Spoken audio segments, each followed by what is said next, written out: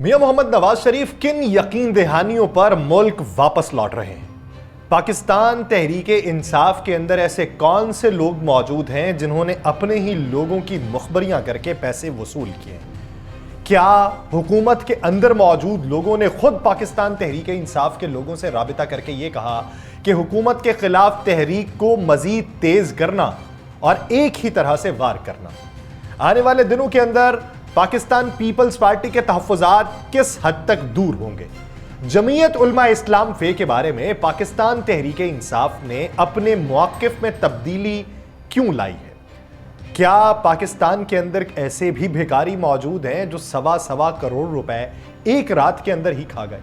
آپ سب پر سلامتی ہو، میں یاسر رشید ہوں اور آپ میرا ویلاگ دیکھ رہے ہیں۔ ناظرین، پاکستان مسلم لیگ نون کے صدر اور سابق وزیر اعظم میاں نواز شریف نے کہا کہ 24 نومبر کو احتجاج کی کال جو ہے یہ ملک کو ڈیریل کرنے کی کوشش ہے۔ نواز شریف اپنی بیٹی اور وزیر اعلیٰ پنجاب مریم نواز کے ہمراہ لندن سے وطن واپسی کے لیے ایون فیلڈ سے ایئرپورٹ کے لیے روانہ ہوئے، جہاں روانگی سے قبل انہوں نے میڈیا سے بھی گفتگو کی۔ اب جب نواز شریف صاحب لندن گئے تھے تو یہ کہا جا رہا تھا کہ ان کا یہ قیام جو ہے یہ طویل ہو سکتا ہے، لیکن یہ مختصر کیوں ہوا؟ مریم نواز جو ہیں، کیونکہ پاکستان کے اندر پیرا تھائرائیڈ کا علاج موجود ہے، اس کے باوجود وہ بیرون ملک کیوں گئی؟ پھر وہاں سے لندن کیوں گئی؟ یہ ایک بنیادی سوال ہے۔ وہ ملاقاتیں جو لندن میں ارینج رکھی تھیں، ان ملاقاتوں میں تمام اشخاص موجود نہیں تھے، لیکن یہ کہا گیا کہ ملک کے اندر ایک انرسٹ کی جو کیفیت ہے اس میں پاکستان پیپلز پارٹی میاں صاحب آپ کی غیر موجودگی میں فائدہ اٹھا جائے گی، اور اسی بنیاد کے اوپر میاں صاحب جو ہے وہ واپس آ رہے ہیں، اس یقین دہانی کے اوپر کہ پاکستان میں پھر سے اپنی سیاست کو گرم کیا جا سکتا ہے۔ نواز شریف صاحب نے کہا کہ جھوٹا پروپیگنڈا کرنے والوں کو جھوٹا ہی کہیں گے۔ 24 نومبر کو احتجاج کی کال جو ہے یہ ملک کو ڈیریل کرنے کی کوشش ہے۔ انہوں نے کہا کہ احتجاج کی کال دینے والے انشاءاللہ کامیاب نہیں ہوں گے، اور انہوں نے ساتھ میں یہ بھی کہا کہ پاکستان تحریک انصاف والوں نے چھوٹے چھوٹے بچوں کو یہ ٹاسک دیا ہے کہ وہ باہر نکلیں، گندی زبان استعمال کریں، جملے کستے رہیں، رہنماؤں کا تعاقب کریں۔ یہ طرز سیاست جو ہے یہ پاکستان کے اندر کیسا ہے؟ مجھے یاد پڑتا ہے کہ مریم نواز صاحبہ نے یہ بات کی تھی اس وقت میں کہ جب پاکستان تحریک انصاف پہ تنقید ہوا کرتی تھی، اور بطور اپوزیشن مریم نواز نے کہا تھا کہ تم لوگ سڑکوں پہ نکلو گے تو پتہ چلے گا، لوگ تمہیں بتائیں گے تمہاری سیاست کیسی تھی، لوگ تمہیں بتائیں گے تمہاری گورننس کیسی تھی، لوگ تمہارا تعاقب کریں گے اور تمہارے پاس جگہ نہیں بچے گی۔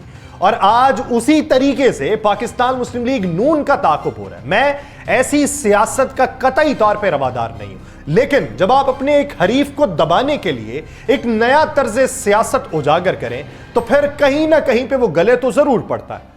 عین ممکن ہے کہ یہ پاکستان تحریک انصاف کے بھی مستقبل میں گلے پڑ جائے، لیکن اس وقت جن کے گلے پڑا ہوا ہے اس کی بنیاد کس نے لگائی؟ اس کا آغاز کس نے کیا تھا؟ اس کی ترغیب کس نے دی تھی؟ تو وہ ترغیب آپ ہی لوگوں سے سیکھی ہوئی ہے۔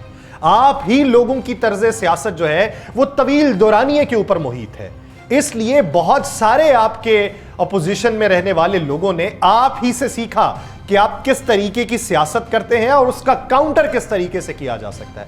انہوں نے آپ کے داؤ آپ کے اوپر ہی آزمائے ہیں۔ تو اب جب وزیر اعلیٰ خیبر پختونخوا یہ کہہ رہے ہیں کہ اس بار سر سے کفن باندھ کے نکلیں گے اور مطالبات کی منظوری تک واپس نہیں لوٹیں گے، تو اس ضمن کے اندر جو خبر منظر عام پہ آئی تھی وہ یہ تھی کہ پاکستان تحریک انصاف کے کچھ لوگ ایسے ہیں جو یہ چاہتے ہیں کہ یہ احتجاج نہ ہو، اس کی تاریخ کو تبدیل کر دیا جائے اور اس کی شدت بہت زیادہ نہ ہو، لیکن وہ اپنا پیغام نہیں پہنچا پا رہے۔ اس پہ میں نے یہ کہا تھا کہ مختلف حلقوں میں ایسے لوگ موجود ہیں، اور میں عینی شاہد ہوں اس کا، میرے ذاتی جو ریلیشنز ہیں اس بنیاد کے اوپر بات کر رہا ہوں، سنی سنائی کے اوپر نہیں۔ بہت سارے ایسے لوگ موجود ہیں جو یہ سمجھتے ہیں کہ یہ احتجاج اس وقت میں نہیں ہونا چاہیے اور ہم اس کے متحمل نہیں ہو سکتے، ہم نے جو اپنے کیسز بھگت لیے ہیں یا جو کچھ بھگتتے آئے ہیں وہ مزید بھگتنے کی ہمارے میں سخت نہیں ہے۔ لیکن انہی لوگوں کا یہ خیال ہے کہ یہ کارکنان جو ہیں یہ پھر ہمیں جینے نہیں دیں گے، کارکنان کا डायरेक्ट जो वास्ता है वो इमरान खान से है, वो हमें बीच में से माइनस कर चुके हैं, तो हम खान साहब के सामने अपनी प्ली रख सकते हैं, लेकिन अगर खान साहब ने इनकार कर दिया तो फिर हमारे पास क्या जवाब बचेगा। फिर ऐसी सूरत में कि जब बाकायदा तौर पे पेशावर में ये कह दिया हो कि आपने इतने इतने हज़ार कारकुनान लेके आने हैं, जो नहीं लेके आएगा उसे पार्टी से निकाल दिया जाएगा, अगली बार पार्टी टिकट नहीं मिलेगा, जो गिरफ्तार हो जाएगा उसके लिए भी होगा, तो मैं ऐसा तर्ज सियासत भी मुनासिब नहीं समझता कि जिसमें आपने टारगेट रख के कह दिया हो कि आपने निकलना। जब आप ये भी समझ रहे हो कि आपकी मुल्क के अंदर मकबूलियत है और मकबूलियत है, लेकिन इस तरह के जब बयानात बाहर निकलेंगे तो मकबूलियत के ऊपर एक सवालिया निशान भी लगता है, उसको काउंटर किस तरीके से किया जाएगा। फिर दूसरी बात ये, ख्वाजा आसिफ साहब ने क्लेम किया कि इनके अपने ही लोग जो हैं उन्होंने अपने सेनेटर्स के हवाले से मुखबरियां की और उसके एवज आधी या 70% रकम भी वसूल की। ये सारे बिके हुए हैं। एक तरफ ख्वाजा आसिफ साहब ने पाकिस्तान की सियासत में फिर से इस बात का इकरार किया कि सेनेट के इंतखाबात के अंदर हॉर्स ट्रेडिंग हुई, या फिर वो ये बात कर रहे हैं कि 26वीं आईनी तरमीम के अंदर हॉर्स ट्रेडिंग हुई।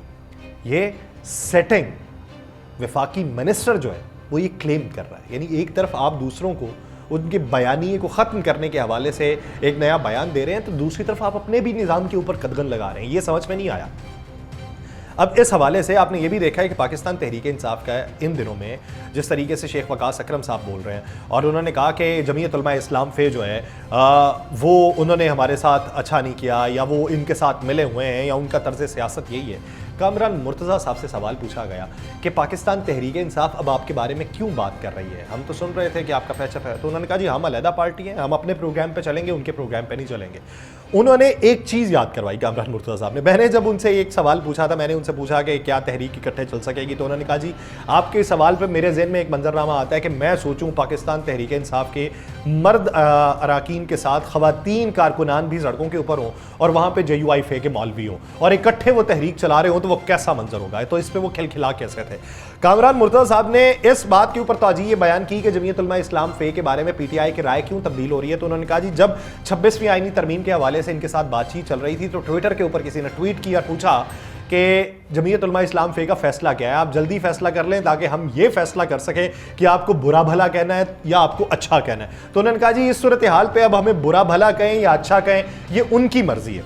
जो दिन करीब है उसमें कहीं ना कहीं बातें जमीयत उलमा इस्लाम फे के बारे में होंगी, लेकिन फिर पार्टी के अंदर से भी बात यह है कि उनके साथ स्ट्रिक्ट रहना भी बहुत ज़रूरी है और उनको अपने साथ मिलाना भी ज़रूरी है अगर एक ही हल्ले के साथ आपने एहतजाज करना है। लेकिन इस सारे अमल में मियाँ साहब का वादा जो उनसे या यकीन दहानी उनसे हुई है, पहले भी हुई थी, मौलाना को भी हुई थी, उनसे मौलाना भी मुतनफ़र हुए, मौलाना भी खाइफ हुए, मियाँ साहब एक बार खाइफ हो गए, दूसरी बार फिर आ रहे हैं। अब फिर आके क्या तब्दीली हो सकेगी ऐसे वक्त में कि जिसमें हवा दी जा सके। लेकिन ये बात मोहम्मद अली दुरानी साहब बाकायदा तौर पे कह चुके हैं कि हुकूमत के अंदर से कुछ लोग हैं जिन्होंने पाकिस्तान तहरीक इंसाफ वालों को ये कहा कि पूरा जोर लगाना, और उन्होंने ये भी कहा कि वो लोग जो चाहते हैं कि एक शिद्दत के साथ ये एहतजाज ना किया जाए, उन लोगों की मुलाकातें ही नहीं होने दी जा रही, और उन लोगों की मुलाकातें कौन नहीं होने दे रहा, वो हुकूमत नहीं होने दे रही। तो इसलिए हुकूमत खुद एक वजह पेश कर रही है। तो हुकूमत की इस वजह के पीछे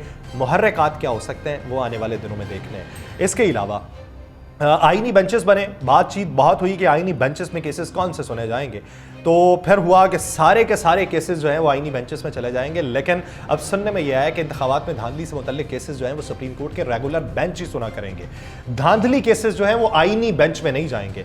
बलोचिस्तान के 3 सूबाई हल्कों के केसेस समाअत के लिए मुकर्रर हैं 20 नवंबर को, जो जस्टिस अतर मिनल्ला, जस्टिस इरफान सादत खान और जस्टिस अकील अहमद अब्बासी जिसकी समाअत करेंगे। अब इसका नतीजा जो है वो अगर आपने इस तरीके से अभी निकालना है तो आप निकाल सकते हैं बेंच को देख के, लेकिन अब ये कहा जा रहा है कि जस्टिस याहिया अफरीदी साहब के आने पे वो जो नॉर्मल बेंचेस हैं उनके जो नताइज हैं वो ज़रा मुख्तलिफ होंगे। उधर इस सियासी मंजरनामे से हट के army chief general Syed Asim Munir साहब ने इस्लामाबाद में मार्गला डायलॉग 2024 की खुसूसी तकरीब से खिताब किया। उन्होंने कहा कि हालिया बरसों में दुनिया को कई चैलेंजेस का सामना है, जिनमें गलत और गुमराहकुन मालूमात का तेजी से फैलाव एक अहम चैलेंज है। दुनिया में कई तब्दीलियों के पेश नज़र गैर रियासती अनासर का असर रसूख बढ़ जाना भी एक अहम चैलेंज है, और आलमी सतह पर मईशत, अफवाज और टेक्नोलॉजी में बेइंतहा तब्दीलियां हुई हैं। पुरतशद्दुद गैर रियासती अनासर और रियासती सरपरस्ती में दहशतगर्दी एक आलमी सतह पर बड़ा चैलेंज बन चुकी है। انہوں نے اس سمٹ میں بات کی کہ ٹیکنالوجی نے جہاں معلومات کے پھیلاؤ میں اہم کردار ادا کیا، وہاں گمراہ کن اور غلط معلومات کا پھیلاؤ ایک اہم چیلنج ہے۔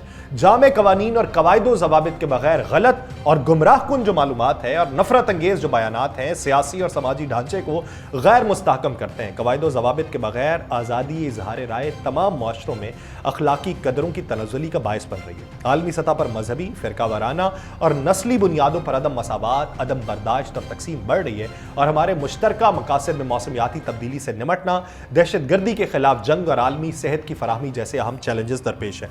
یہ آرمی چیف نے تقریب سے خطاب کرتے ہوئے کہا۔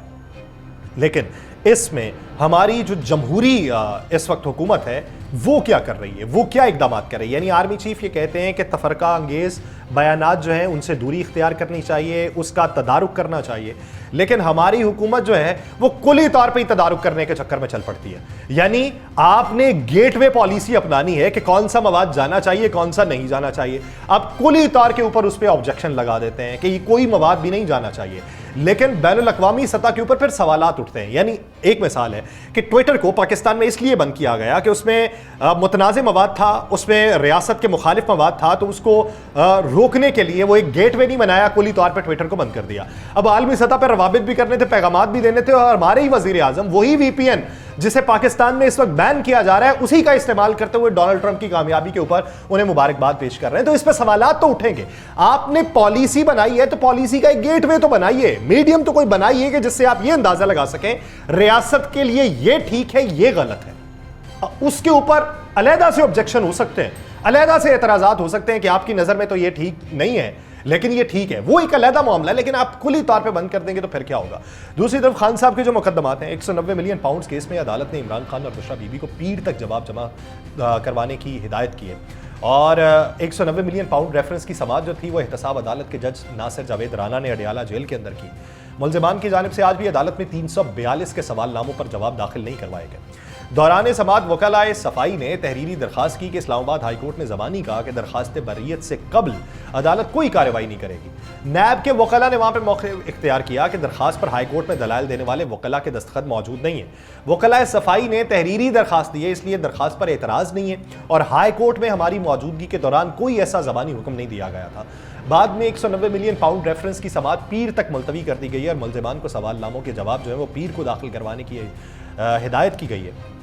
آج جو تھے وہ سماعت میں عمران خان عدالت میں پیش ہوئے، بشرا بی بی حاضر نہیں ہوئی۔ یہ وہ کیس ہے ان سارے کیسز میں جس کو لے کے کہا جا رہا ہے کہ یہ black and white case, open and shut case ہے، اس کے اندر سزا ہو سکتی ہے۔ اب اس کیس میں آنے والے دنوں کے اندر ڈیولپمنٹس کیا ہوں گی اس کے اوپر خاص نظر رکھنے کی ضرورت ہے کہ اگر سزا ہوتی ہے تو کن بنیادوں کے اوپر ہوتی ہے۔ بات واپس آتا ہوں اسی معاملے کے اوپر کہ وی پی این کا استعمال، اسلامی نظریاتی کونسل نے وی پی این کا استعمال غیر شرعی قرار دیا۔ حکومت کو شرعی لحاظ سے اختیار ہے کہ وہ برائی اور برائی تک پہنچانے والے تمام اقدامات کا انسداد کرے، یہ ڈاکٹر راغب نعیمی صاحب کا کہنا تھا۔ انہوں نے کہا متنازع، گستاخانہ اور ملکی سالمیت کے خلاف استعمال ہونے والی ایپ فوری بند کی جائیں۔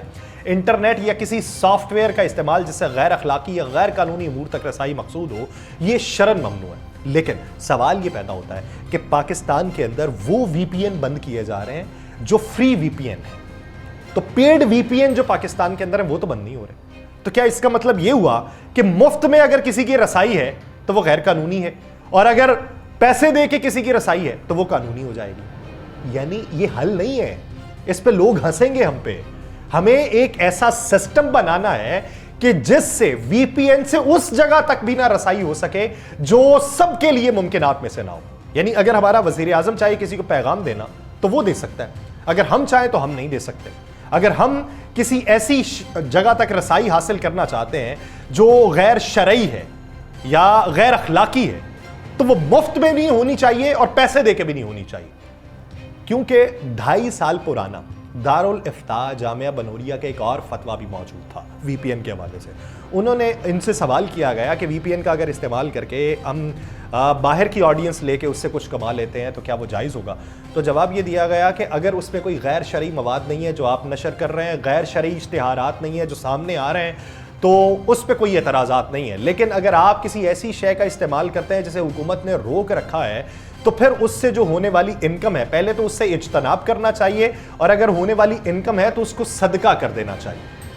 یہ 2.5 سال پہلے جامعہ بنوریہ نے باقاعدہ طور پہ اس کا جو تھا وہ ایک فتویٰ جاری کیا تھا، اور اب فتویٰ جو ہے وہ یہ ہے کہ وی پی این جو پورے کا پورا ہے وہ سسٹم نہیں، ہمیں وی پی این کے سسٹم کو بھی سمجھنا ہے، ہمیں پوری دنیا کے اندر اس کے پورے نظام کو بھی سمجھنا ہے، اور ہمیں اپنے نظام کو بھی سمجھ کے تمام تر چیزیں جو ہیں وہ ترتیب دینی ہے۔ لیکن ہم یہاں پہ آئی ایم ایف کو ایک طرف کہتے ہیں کہ جی ہم اپنے پیسے کم کر لیں گے، خرچے کم کر لیں گے، ہم کہیں سے پیسے جمع کروا لیں گے، لیکن ہمارے ملک میں خدا داد صلاحیتیں بھی موجود ہیں، بے پناہ پیسہ بھی موجود ہے، کسی کے پاس ہے تو دھن دولت اتنی ہے کہ اسے سمجھ ہی نہیں ہے کہ میرا کاروبار کہاں تک پھیلا ہوا ہے، اور کسی کے پاس نہیں ہے تو پھر وہ سکے گننے پہ مجبور ہے کہ کل تو اتنے تھے آج کتنے ہو گئے۔ ہمارے ملک کے بھیکاری مان نہیں ہے تو دوسروں کی بات کیا کرنی ہے۔ گجرانوالہ میں بھیکاریوں کی ایک دادی کی 40واں ہوا، 12,000 سے زائد افراد کھانے کی دعوت کے اوپر آئے۔ متوفی خاندان کے پوتے نے کہا کہ ملک بھر سے ہماری برادری کے لوگ جو ہیں وہ کھانے میں شریک ہوئے ہیں، 60 من مٹن پکانے کا آرڈر دیا گیا، 10 دیگیں میٹھے چاول کی دی گئیں، مربے بنائے گئے اور وہ بھی پلیٹوں کے اندر تقسیم کیے گئے۔ بھیکاریوں نے چہلم پر تقریباً 1.25 کروڑ روپے خرچ کر ڈالا ہے، اور تقریب میں شریک مہمانوں کے لیے ناشتے میں سری پائے کا اہتمام تھا، شام کے کھانے میں 250 بکروں کا انتظام تھا، انواع اقسام کی ڈشز تھی اور پوری ضیافت کا اہتمام ہو رہا تھا۔ پیسہ کہاں سے اکٹھا کیا؟ کسی اشارے پہ کھڑا ہو کے، کسی گھر کی بیل بجا کے، کسی گلی میں پھر کے، کسی محلے میں پھر کے، یا کہیں پہ اپنا ٹھیلا لگا کے کہ میں مزدور ہوں، میں معذور ہوں، میں اس طرح ہوں، مجھے پیسے دے دو، کر کے ہمارے ملک میں 1.25 کروڑ روپے بھیکاری کھا جائیں تو پھر ہمارے جیسے جو ہیں ان کا کیا بنے گا؟ روتے ہیں۔ تدبیر نکالی ہے کوئی، تدبیر سے یہ بھیکاری پاکستان کا جو ہے وہ قرضہ اتار سکتے ہیں۔ مجھے دیجیے اجازت، اللہ نے کے